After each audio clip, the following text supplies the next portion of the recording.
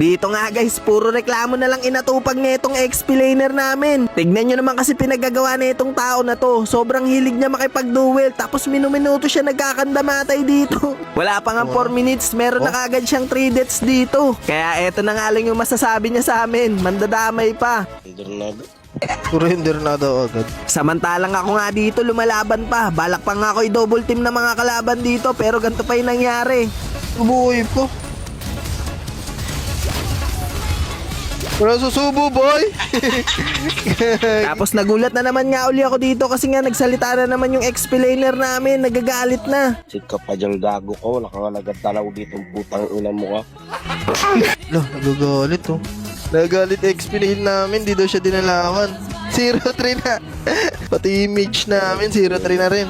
Uray ko! Patay na naman siya. Patay na naman. Takbo! Aray ko. Ender na!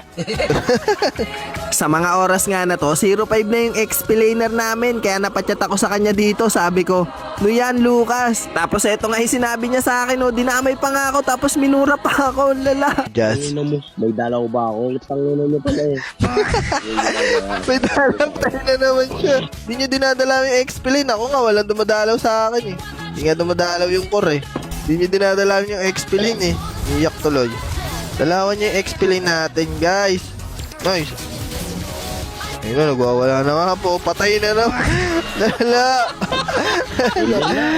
Lala. Lala na Lucas. Umiiyak no. Dito kasi siya dinadalawan. Long, patay ako. Oo, patay oh. Tinan mo naman oh. Tatlo. Tatlo.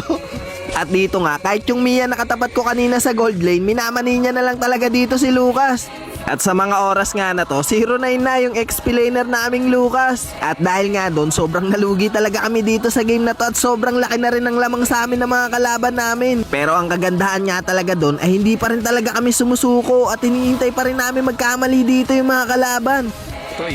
At sa mga oras nga na to, ito na yung pinakahihintay namin pagkakataon kasi unti-unti nang nagkakamali dito yung mga kalaban. At ito na nga rin yung dahilan para makabangon kami dito sa game na to.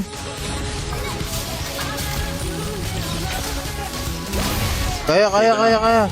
Ayun nga, napitas namin yung dalawa dito sa kalaban at malapit na rin lumabas dito yung Lord. At eto na nga rin talaga yung pagkakataon namin para makabawi. Kaya napachat na dito yung jungler naming YSS. Sabi niya, i-burst daw namin yung Lord kasi wala yung retry holder nila. Kaya inumpisahan na nga kagad namin to. Kaso nga lang gustong kumontes na mga kalaban. Pero hindi nga kami nagpatinag sa kanila. Lumaban pa rin talaga kami. Mapipitas nga nila yung dalawa sa mga kakampi ko, pero mapipitas ko din yung dalawa sa kanila. At dahil nga nagkamali na yung mga kalaban at hindi kami sumuko sa laban na to, ay eto na nga yung nangyari. Gago! 113. Lalo.